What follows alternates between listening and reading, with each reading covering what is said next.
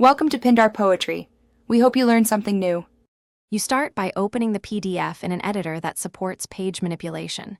Choose Adobe, Preview, or a trusted online tool. Once the file is open, make a backup copy so you can recover pages if needed. Next, switch to thumbnail or page view to see all pages at once.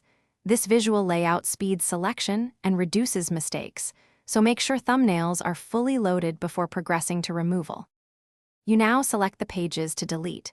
Click single thumbnails or hold Shift for a continuous range and Control or CMD for non-adjacent pages. Once selected, use the editor's Delete or Remove command. Watch the selection count to avoid accidental deletions.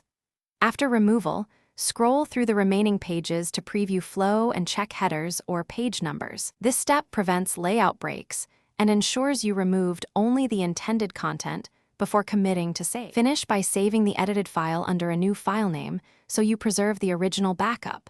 This safeguards against mistakes. If the removal altered layout or numbering, reorder pages or use the renumber tool to restore sequence. If you encounter errors like corrupted pages or missing images, revert to your backup and try a different PDF app or export to PDF again. This usually resolves compatibility issues quickly, so make sure to test the final file before sharing. Thanks for watching. Consider subscribing if we helped you.